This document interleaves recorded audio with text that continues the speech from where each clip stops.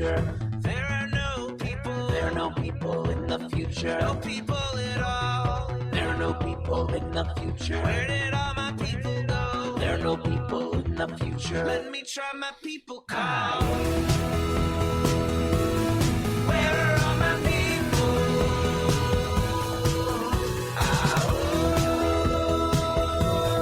Where are all my people? I guess I'll fly away now. Hey, everybody. Whoa, can you believe it? It is Monday, January 3rd, 2022. Happy New Year. I don't know if I should be saying that with an exclamation point or if I should be saying it with a question mark.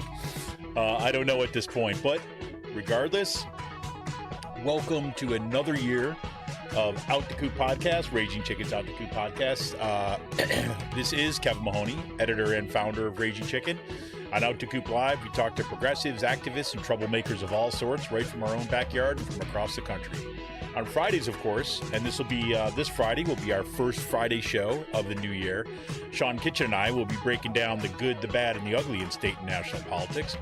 And Wednesday this week, I believe, Cyril and I will be back again. So I'm thrilled about that. Hey, Emily, welcome. Happy New Year, Emily. Emily is always great. I always know like this show is officially started when Emily is joined. So happy New Year, Emily. So hopefully the Wednesday show with Cyril Michaleko will be back this week. Cyril, of course, is a progressive columnist from the Bucks County Courier-Times, the Intelligencer. He joins me to drill down into Bucks County, Pennsylvania, international politics. And you can get all our shows by subscribing to our podcast on Podbeans, iTunes, Spotify, wherever you get your podcasts.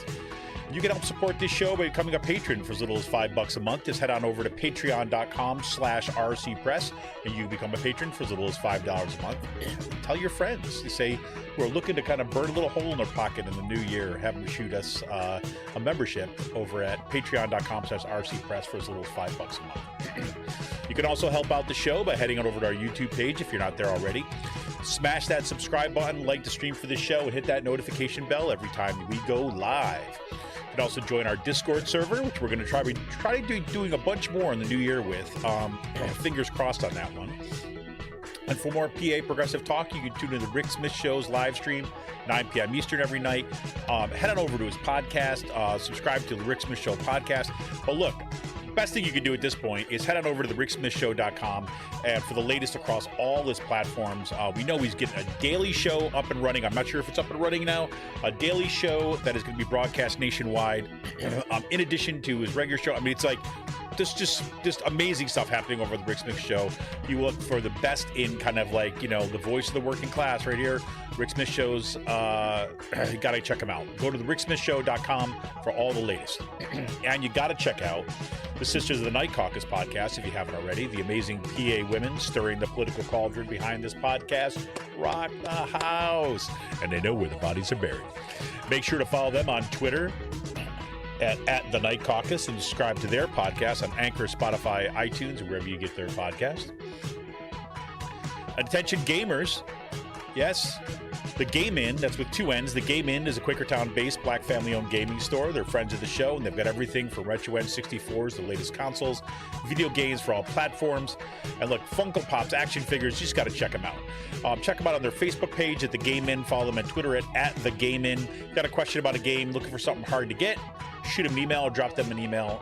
Shoot them a message or drop them an email at thegameinpa@gmail.com. A special shout out goes to, once again, as always, to Jonathan Mann, who wrote our intro song, There Are No People in the Future. Check out all his great stuff on his YouTube page and follow him on Twitter at @SongAdayMan. That's @SongAdayMan on Twitter. Well, welcome everybody. On today's show, well, I wasn't sure what we're going to do for today's show. I wasn't sure if there was going to be a today's show. But you know what? I decided, it's the new year. I can't not be here. And I started, sitting there and thinking yeah, you know what? I'm just going to drop in and see how everybody's doing tonight and start off the new year right. The The reason why I wasn't sure if we're going to do a show today was because it is, of course, not only is it the new year, right? But it was the first day back to school for my kids, and not just my kids, but kids across Pennsylvania, across the country, really. And it's pretty crazy out there. I don't know what it's like in your neck of the woods, but here in Bucks County, PA, where you have masks optional schools, you have COVID running rampant. I got to say, is that in my kind of circle of friends and kind of extended circle of friends, like my neighbors, my kids, like friends, parents, and that kind of stuff, people you're kind of interacting with on a relative basis, all throughout the first wave of COVID and all throughout the Delta wave of COVID, we've all remained, for I won't say all of everybody, but have remained COVID free, right? And have been doing the right thing, been getting the vaccines, have been masking up and all that stuff. My kids have gone to school and they wear masks, most of the time. There's a couple times I know that, my kids have said, oh, I had my mask off for a little bit while today and they were nervous about it. But, we talk about it. We talk about it openly. It's not like a shame thing. It's about like, how do we best protect ourselves and all this kind of stuff. And they're kind of nervous about COVID too, as well. But this latest wave, this Omicron variant, I have not known so many people who've had COVID as I do right now. It's really incredible, right? And these are people, like, for the most part, who have been doing the right thing. There's a couple people I know that didn't get the booster yet. I've had some like family members, some who have had the booster, some who have not had the booster. These are like on my in-laws side, on my side of the family, and you find out people are just getting COVID. Most of them, at least the people that I'm in direct contact with, have had the vaccine. So they're not, in the hospital at this point. But some of them, we're still waiting to get the booster or just hadn't gotten around to it yet. Usually it was just kind of things got busy and that kind of thing. You know how it is. And now they've, got COVID, or their kids have got COVID, or their brothers and sisters have got COVID, whatever it might be. And, we're in a school district where masks are optional. So we don't know what to we don't know what to do. We don't know kind of what's going to do here. And Emily just kind of jumped in. Her husband was supposed to get the booster on 12/28, but got COVID instead. There you go. And, and we're talking about people who have been extraordinarily responsible throughout the whole, this whole epidemic. And this Omicron variant is so incredibly transmissible, right? Now, the thing is, right, yes, it's true. As we hear about this, is that it is proven to be, or it is proving, let me put it like that. I don't mean to say this is the studies show. That's not what I'm saying here. But as we've been told, it's proving to be less severe for people who have been vaccinated than Delta, certainly. Sorry, that's not COVID. I'm hoping that's just, I got a little something stuck in my throat. It's proving less severe in terms of like hospitalizations and things like that, but a lot of that is due to the number of people who've gotten who've been vaccinated and boosted, who have been doing the things like wearing masks and so on. But the sheer numbers are it's unbelievable, right? The numbers are just off the freaking charts, right? And I was going to go and kind of look this up at this point. Let's see how many came in today.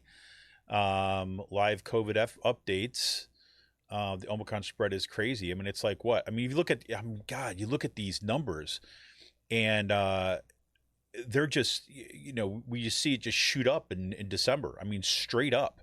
You're talking about like more than, I don't know, 300 cases per 100,000 per day, upwards of 400,000, 400, it's looking like. I don't have the exact numbers for today. Here we go. New cases, average on January 2nd, which was yesterday. New cases, 1 day cases, 405,470 cases of COVID. That is plus 204% over, that's the 14-day change. Right. That's just crazy. And if you look at the maps that, on New York Times tracks the daily COVID stuff, it's all, the United States is especially the Northeast is just like dark red and purple, meaning that, we're in these extreme cases. And it's just, it's going to make its way across the country just like everything else. And, of course, part of the concern we have as parents is that we're seeing hospitalization of kids in higher rates than ever before. And I got to say, some of the news reporting on this has been really frustrating to me, because I was determined tonight when I came on tonight to not to just try to launch into this detailed media critique of the way that COVID is being discussed, but and I'm still not going to do that. But it's just to say, I listened to, say, for example, New York Times, the daily podcast. I listened to it this morning because they had, or this morning, because they had it was focused on COVID, and there seems to be such this push to want to not talk about how bad this is and wanting to look for the silver linings. They use that language all the time. I mean, I heard on NPR this morning, they talk about silver linings. I listened to the New York Times podcast, and they're talking the science of COVID, the silver linings. You see all the silver linings. People want to look for the bright part, right? Well, there's not as many old people in it. Yeah, because a lot of old people have been vaccinated. The reason why that we have so many kids that are in are going into the hospital now is because you have fewer kids. You have fewer kids that are vaccinated, right? I mean, it's simple. Plus, you have the loosening up of mask requirements and social distancing and all this kind of stuff happening in schools. So this is the broad-based experiment, right? We're going to see more. It's just the way it's going to be. And I think that, we've settled on that, I guess. And I put up this, I posted this thing yesterday. It's like, I was just like, we're in a really damaged society. I mean, culturally, socially, we're in a really damaged society that, we're approaching, like, I forget where exactly the death number is today, but we're approaching 900,000 people dying from COVID in this country alone. And the projections are that we're going to see over 1 million, because, yes, it is true that while this Omicron variant is super transmissible and super contagious, it's not the highest rates of hospitalization. But once you start doing the math, you start realizing, like, okay, well, instead of, whatever, I'm just going to make up numbers here. Instead of 10% of the people getting hospitalized, you're going to have 2% of the people getting hospitalized, right? Okay, that's fine. But if you're talking about something that is like 5 times more transmissible, or 7 times or 8 times more transmissible, that means the sheer numbers of people that are contracting COVID, right, is going to push those hospitalization numbers up just by the number of people, right? So if you have, 1 out of every 20 people, or, 1 out of every 20 people getting hospitalized, let's say you have 1 every 100 person, 1 out of every 20 people that gets hospitalized with Delta, right? But it's not that transmissible. But you have 1 every 100 that gets hospitalized with Omicron, right? So, okay, that's better. But if you have a significant number of people, right? So instead of, say, 20 people getting COVID today, you got 100 people, you're still 1-to-1, right? You see what I'm saying? If more people are getting it, you're still going to get it. So the numbers are going to go up, right? And that's kind of the projections. And right now is that you were seeing the Northeast get hit really hard, which happens to have higher rates of vaccination than some other areas of the country. So then you got to wonder what's going to happen when this runs rampant throughout those areas of the country who are just starting to really, hasn't peaked yet, but it's kind of starting to ramp up. When it hits those areas where you have all the kind of, hardcore COVID deniers and anti-vaxxers and all that kind of stuff, Trump land, basically, what happens to those folks? What happens to hospitalization rates at that point? And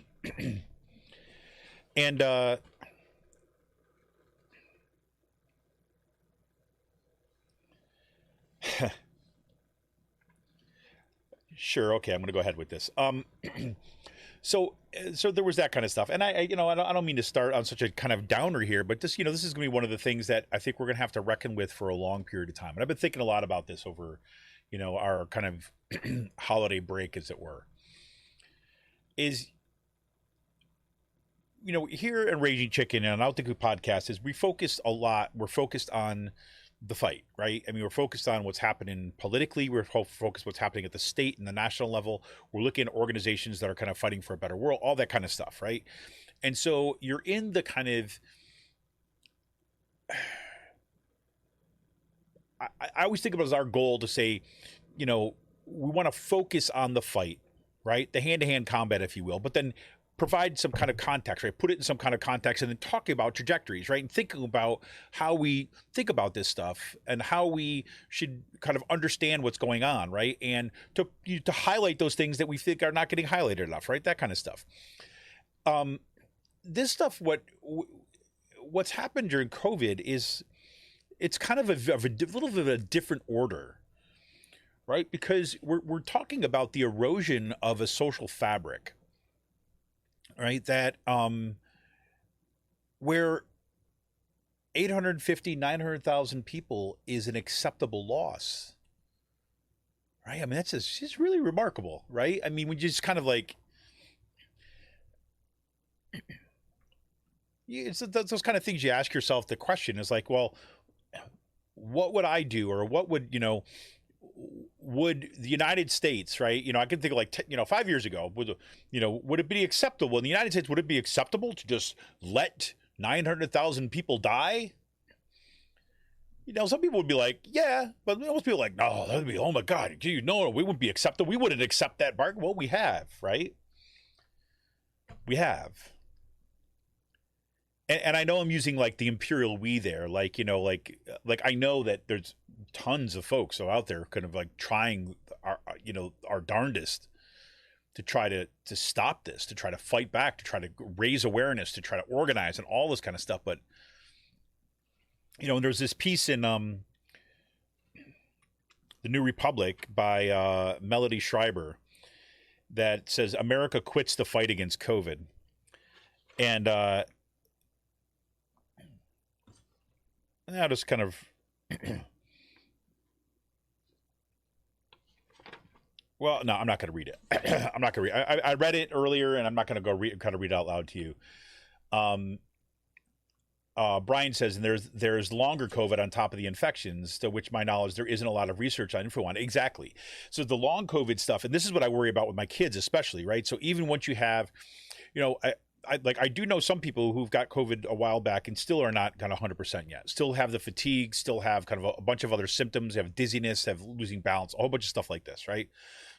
What's going to be that long-term impact? I don't know. I don't think any of us know right now. There's exactly as Brian said, there hasn't been a lot of research on that. There's research going on. There's research studying it, but long means long, right? Long COVID means the symptoms and some of the effects and of getting COVID, what the long-term impact is, we're not that far out yet, so we don't know, right? So there's that. But one of the things that you saw the CDC, this is like when I realized that we've given up. I mean, this is when, and then I saw this piece by Melody Schreiber saying, America quits the fight against COVID. When you saw these new CDC guidelines come out, that's basically said, we're going to cut the quarantine. If you get COVID, you're going to cut the quarantine period from 10 days until 5 days, right? And with the caveat that if you're infected, and then you're going to quarantine for 5 days, and then you're okay to go back to work after that 5th day, as long as you wear a tight fitting mask. Right? That's kind of what they're saying. But we're not going to test to see if you're still shedding or still contagious. Right? We're not going to require the test, and you can go back to work. Right? And Chris Hayes had Anthony Fauci on the other night, and he asked him versions of some of the questions that went through my mind immediately when I saw that. It's like, well, what's actually driving this decision, right? And like, Fauci basically came out and said, it's like, well, we have to balance a couple things. We don't want our society shutting down, and the people, these people got to go to work, and we need to still keep our economy running. And you read between the lines, and it's basically saying like, well, we've got a lot of people from the business community, and some reporting's been coming out about this now. We've got people from the business community who basically been saying, like, we can't afford to shut down. Like, for example, we can't afford to stop the airlines, right? We need to basically get our flight attendants back in there. We can't afford to have them out for 10 days, right?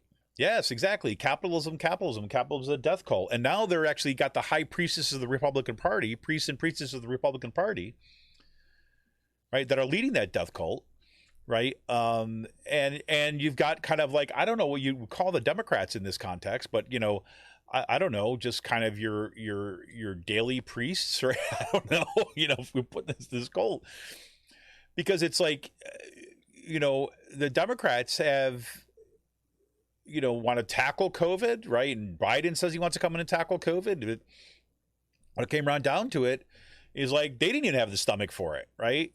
They didn't have the stomach for what it would take, like we see happening in some other countries, right? And when, Fauci was asked about the testing, well, why isn't it that you are not having, why is it that you're not requiring your tests?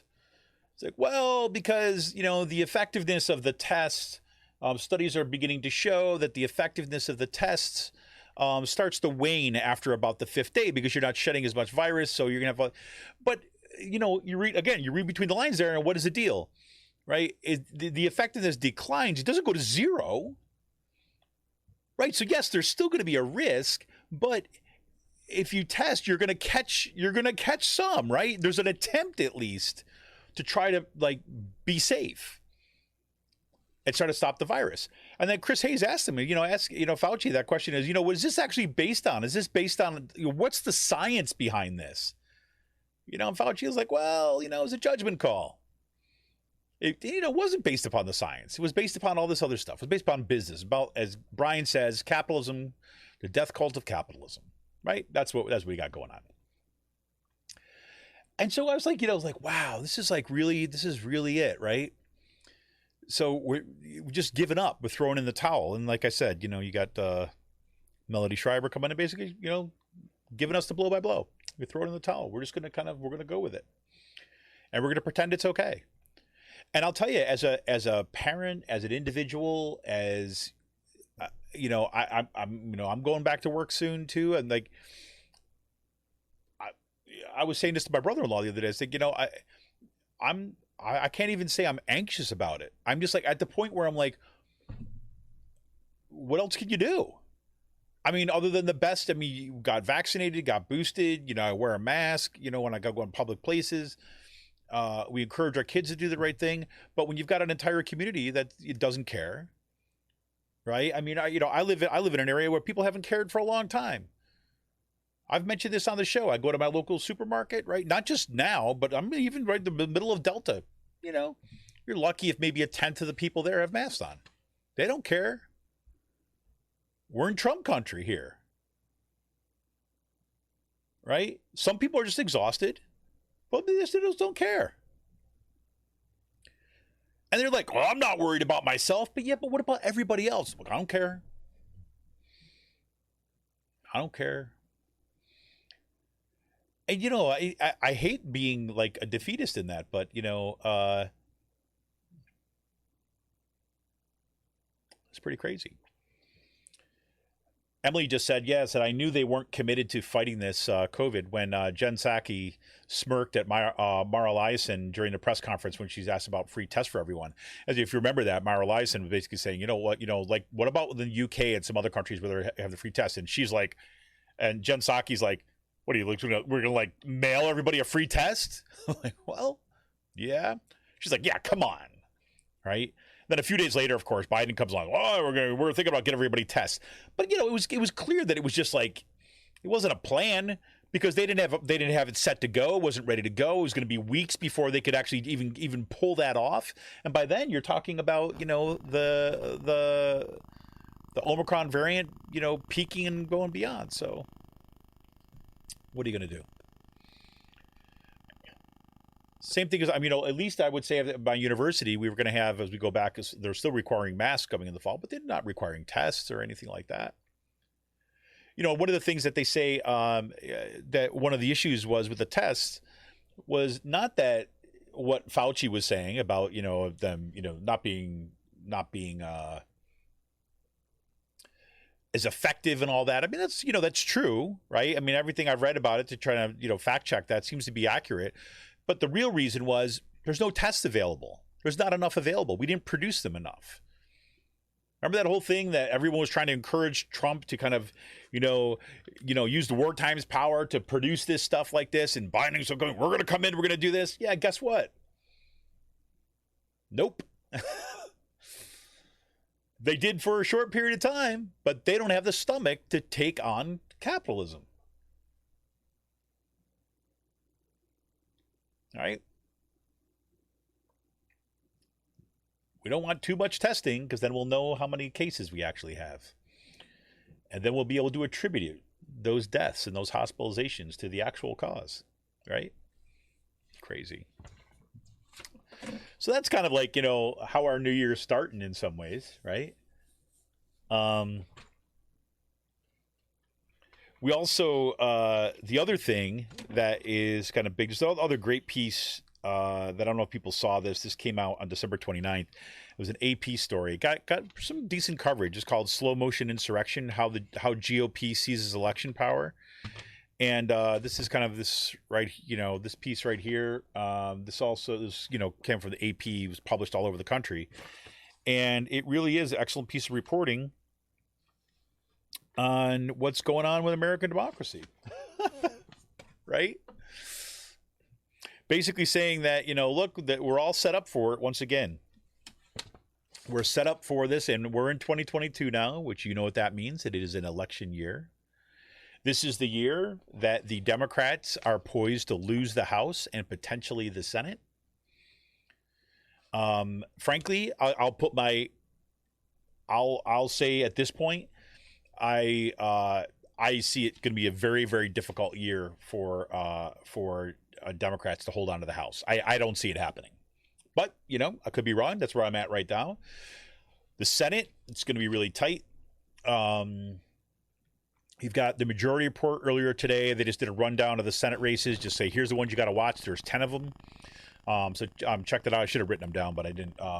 But Pennsylvania, of course, is one of them because, you got Toomey who's retiring. And you've got, that seat's going to be up for grabs. And we're going to see. We're going to see what happens there. There's Democratic senators who are defending their seats. There's Republicans who are coming in. There's open seats. So it's going to be all over the map. I know Ohio's another one of them for Brian out there. So that's kind of where we're at. And, it's going to be an interesting year. You top that off. So you've got this, you've got this really concrete way, this very methodical, kind of legal agenda, right? Legislative agenda, I should say, by the GOP in states, right? Kind of across the country in the states, right? Through basically changing of election laws, changing over who gets to count the votes, changing over who has the right to send forward electors. All that kind of stuff is going on right now in the states. And that's that slow motion insurrection that Nicholas Riccardi wrote about for the AP. And then you've got this report. This just was all over the news this morning. And even yesterday, you heard some stuff about this. This was on this new report that came out, or this new, say, poll or whatever, the NPR Ipsos poll, that finds out that 64% of Americans believe that U.S. democracy is in crisis and at risk of failing. Right? Now, I know you have people who sit in my seat, like people like me and people who have been kind of doing this kind of work for a while, been kind of saying, like, you know, trying to sound as best we can, sound the alarm bells about how important it is that, you know, we pay attention to what's going on, because these people are not going away. They're doing their best to have this, you know, as Riccardi says, slow motion insurrection.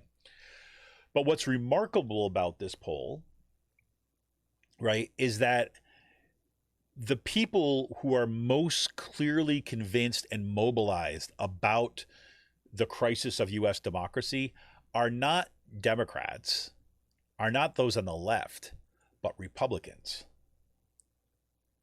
Right? This is the kind of the follow-up of the big lie, right? This is that next step from there that they've convinced, right? They are convinced. A majority of Republicans are convinced that American democracy is a fail. So let me just read you this piece from NPR for just a quick thing. So an NPR Ipsos poll finds that 64% of Americans believe U.S. democracy is in crisis and at risk of failing. That sentiment is felt most acutely by Republicans. 2/3 of GOP respondents agree with the verifiably false claim that, quote, voter fraud helped Joe Biden win the 2020 election, unquote. And that is a key pillar of the big lie that the election was stolen from former President Donald Trump. So 2/3 of GOP respondents believe that voter fraud is what put Joe Biden in there, that Joe Biden is an illegitimate president. That is not 2/3 of extremists. That is 2/3 of Republicans. That's crazy. Fewer than half of Republicans say they are willing to accept the results of the 2020 election, a number that has remained virtually unchanged since we asked the same question in January. So fewer than half Republicans say they are willing to accept the results. So that means less than half of Republicans say they're willing to accept the results of the 2020 election.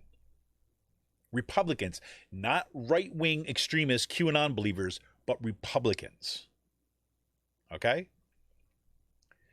Quote, there is really a sort of dual reality through which partisans are approaching not only what happened a year ago on January 6th, but also generally with our presidential elections and our democracy, unquote, said Mallory Newell, vice president of Ipsos, which conducted the poll. Quote, it is Republicans that are driving this belief that there was major fraudulent voting and it changed the results of the election, Newell said. Nearly 2/3 of the poll respondents agree that U.S. democracy is more at risk now, or more now than it was a year ago. Among Republicans, that number climbs to 4 in 5. 4 out of 5 Republicans, 80% of Republicans believe that it is more at risk now for voter fraud and everything else. Overall, 70% of poll respondents agree that the country is in crisis and at risk of failing. That's where we're at, right? Seriously, that's where we're at. We are at the point where 70% of Americans believe or at least people polled, Democrats and Republicans believe that that the American democracy is at risk of failing. There's also clear divisions over, you know, how people talk about what happened on January 6th, whether it was an insurrection, whether it was a riot, whether what might be goes on. And here's the other one I was looking for. Now, while a majority of Americans at this point still rule out political violence, right, but a minority does not. So here it is, quote, the poll also found that a majority of Republicans and Democrats alike reject political violence. Thank God for that, at least at this point. Quote, in a way, it is reassuring to see that the system hasn't totally broken down, as they say, right? But that's whatever. But more than 1 in 5 poll respondents say that violence is sometimes justified, either to protect democracy or American culture and values, right? Republicans were slightly more likely than Democrats to agree that, quote, it is okay to engage in violence to protect American democracy. 32% of Trump voters agreed compared to 22% of Biden voters. So you've got this around 20% 25% kind of itching up there, basically saying that, no, you know what? Violence is going to be okay. This is deeply distressing. And it's like, there's moments like these, which I'm like, man,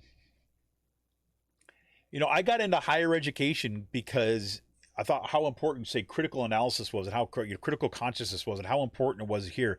And holy cow, is that been inadequate? I mean, it's an indictment of so much, right? About our media infrastructure, about our educational system, how we go about kind of training people to be kind of democratic citizenship, that this is where we're at. And of course, what happens when we believe that we don't need to fight, that we just kind of can pretend that everything is going to be bipartisan, and that we have one political party, the Democrats, who refuse to fight for the advancement of a particular agenda. Instead, try to be everything to everybody. While the other party, the Republicans, just care about sheer power and are willing to do whatever the hell it takes in order to get it. 2022. Oh boy. So that's kind of where I'm at. But here's the fun stuff, however. What I have here tonight, I want to show you. So this is what has got me through, in part. This is only coffee in here tonight, but I just wanted to show this. This is a thank you to my brother Ryan, who got me the Dungeon Run coffee mug, which has given me 24 ounces of sheer caffeinated pleasure. So there's that. There's you had a decent holiday, kind of a slow holiday. Spent most of it with the immediate family. We did go up to see my folks. This is the other thing that was kind of really remarkable to see is, you know, my folks live in New York, and when we left here, there was this rating that was kind of coming out. One of these apps I have on my phone where I'm saying, you know, what's your kind of risk level and for COVID and all this kind of stuff. And like Bucks County, where I'm at, and the surrounding counties, Montgomery County, Burke County, Lehigh, Northampton, they were in the kind of like 90, 91, 93, 95% kind of risk, like high risk, you know, of contracting COVID. Whereas up in New York State, up in Utica, New York, it was 70%. Right. So the risk was lower. And when we went up there, and we really didn't go very many places, but you drove by places. A couple stopped in a drugstore at one point to see if they had any kind of COVID test. We ordered out food once, went in to pick it up, right, with mask on. And I had to say, you look around there, everybody had masks on, right? Stopped and got gas, everybody had masks on. On the way back, right, we stopped at one place. I don't remember what it was, but we had to. We drove by some place. Everybody had masks on, and then we had to stop for gas at one point, which is kind of in the southern tier of New York, in a much more rural area, much more kind of Trump heavy area. Stopped at, there was a little convenience store and a gas station there before you hit down kind of Route 8 where it hits up 80, whatever it is. But anyways, you go there, very rural by Sydney, New York, and you go in there, and you know, probably 2/3 of the people had their masks on in there, but there were some people that were kind of going in, right, you know, in and out with no mask on. We crossed the border. We started talking about, so you know what, you know, these cases are going up, and we can't find COVID tests anywhere. So we should maybe, if we could stop someplace on the way, to see if we can pick some up. So we saw CVS or Rite Aid, I don't remember what it was, in God, I'm spacing the name of it, but it's like kind of just north of Scranton, right? So we're gonna okay, look, it's on the way, it's right off here. We're just kind of pop off the exit, stop it in there, walked in there, and that was on the Pennsylvania side of the border. So we go into Pennsylvania, go into the CVS. It was a CVS, now it's coming back, and we walk in there. Or I walk in there with my mask on to get there. I am the only one with a mask. And so I'm like, man, there you go. There's a difference between what happens when you have a state that is kind of legislating and is kind of like encouraging and mandating masks and kind of vaccination and things like this, in a state that doesn't. Right? You could see the downstream consequences of that. It's pretty crazy. So yes, we came back, and luckily we came back, and it was a couple of my neighbors with COVID. Again, people had done all the right things. After a couple days, we were able to track down some COVID tests, so now we got a stock of COVID tests in our house. And here we go. There's more stories I could tell, but I don't want to tell them because I don't want to get anything that might, I don't know, identify anybody. You know what I mean? So, anyways, what's going on with you all? I hate to put it like that, but it's I'm I don't know where we're going. So the good news is, like I said at the beginning of the show, the good news is, I guess, that hopefully Cyril and I are going to get back into the show kind of more consistent basis now again.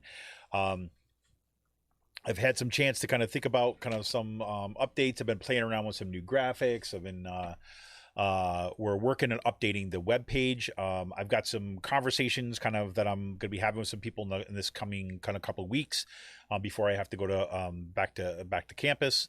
About looking kind of restarting some of the writing that we've been doing that we used to do kind of quite a bit at, or almost exclusively for Raging Chicken. Get some more folks that are writing in, kind of getting that webpage active again, and bringing you some more content on our Patreon page too.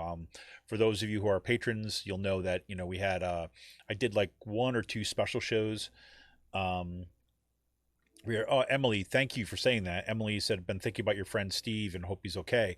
If you remember Steve Oros, who was he's the guy who had the heart transplant, and then Kutztown was basically screwing over and trying to basically force him back to work when he was like significantly, he's the most at risk you could be for COVID.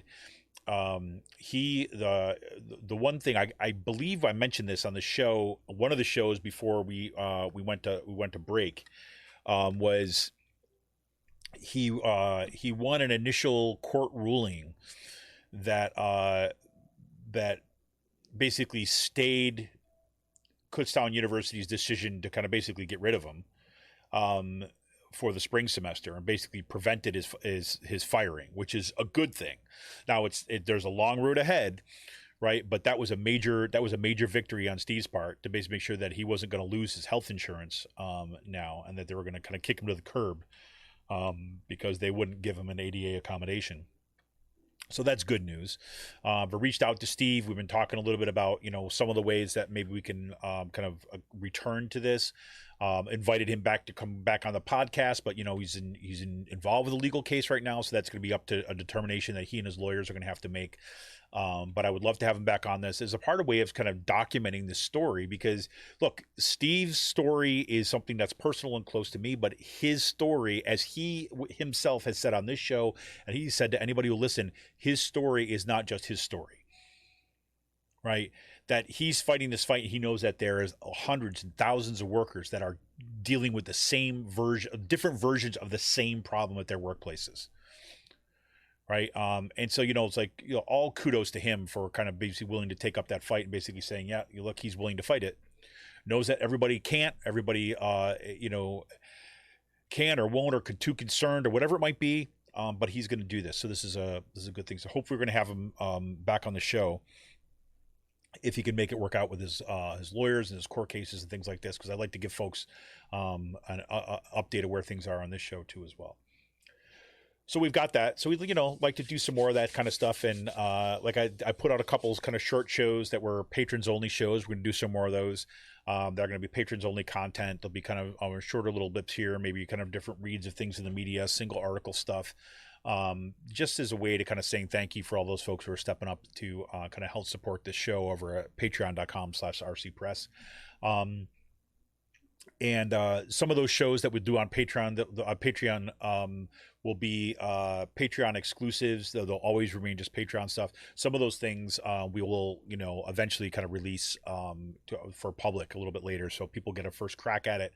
Our patrons get to see it exclusively first before it goes public, like in weeks afterwards or something like that. So that's cool. but I hope everybody here is doing okay. Like I said, we almost didn't go tonight, just because I didn't know what was going to happen with what the school day was going to look like, what the after effects were going to be, what my own mental health state was going to be in after this day. But things are relatively stable at this point, which is good. So I would definitely wanted to just come on and just wish a happy new year to everybody, and thank everybody for all the support. And it's great to see Emily and Brian jumping on tonight. Great to see folks. And I'll be letting you know, we're going to be returning. We had a list of people that we were going to have as guests that we're lining up, and we ran into a bunch of kind of scheduling stuff. So those folks still want to come back on those. So we're going to reach back up to them. We basically left it. So, okay, look, we'll see. We'll come back in the new year and see if we can reschedule them. We got some stuff on climate. Some climate change stuff that we want to be. We have some folks that are coming on. Got some labor folks that we want to have back on. We're going to do some stuff on education. We're going to do more on that. We're going to follow what's happening on the Bucks County. Obviously, all the school boards and school districts and stuff like that. We're going to see the political races that are going to start kind of heating up, and so we might have some of these candidates on there too as well. There's the high profile ones, which you already know at the Senate and the House and things like this. We got also local races and some state house races that we might have some folks on to give some exposure to. We got, like, for example, I'll tell you that by the days to come. I don't want to just kind of run possibilities out in front of everybody, but there's some good folks that are running that are stepping up to run for state houses, for state Senate, in addition to, the big chairs in DC. So that's what I got for tonight, everybody. And I'm hoping that you are well, that your families are okay. Emily, I wish your best to your husband. I hope he's doing okay.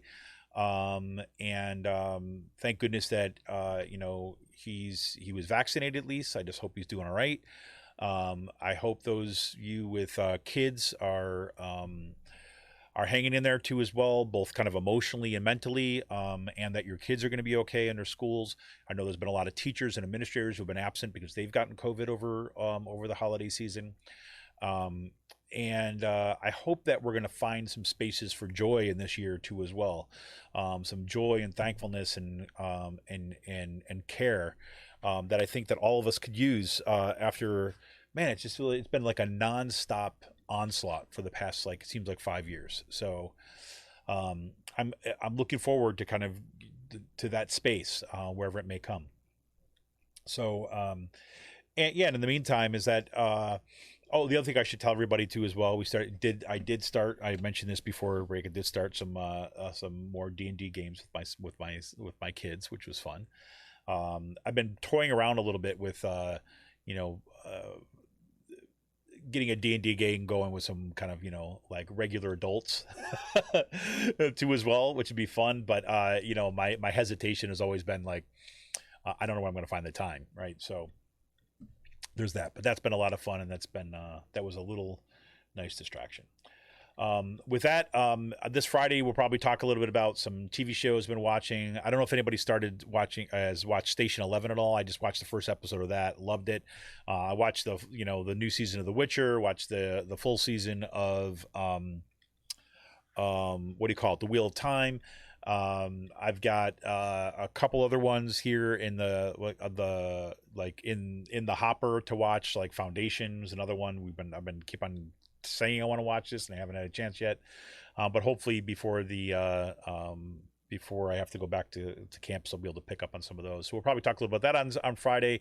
Sean and I will catch up on what kind of latest news out. There's a lot happening in Pennsylvania, so please do tune in on Friday, like right around the 10:45, 11-ish area. I wish we could nail that time down a little bit more, but Sean's got a call he's on in the morning, and it's sometimes it goes long, sometimes it's short, so we could never just pin down the exact time. But in that 10:45 11 o'clock quarter of the clock time thing. So wishing you all kind of a happy 2022, a happy new year. We'll wish for the best weekend ahead. We'll keep up the fight, keep the struggles, support each other, and I look forward to kind of another year, kind of sitting in this chair, kind of growing our community, learning more about you all, and kind of what you're facing in your neck of the woods, and let's be here for each other, huh? So anyways, we're going to go out on this one, and I'm going to go back up and spend some time with my kids and getting ready for bed. We're trying to do early bedtimes this week. Make sure I got those, all the energy that they need to fight off that stuff. So anyways, this is Kevin Mahoney, editor and founder of Raging Chicken. I want to remind you can help support this show by heading over to patreon.com/rcpress. I wish you all the best, and look forward to, another year doing this stuff. Here we go. All right, everybody. It's Kevin Mahoney, editor and founder of Raging Chicken. I'm out of here. See ya.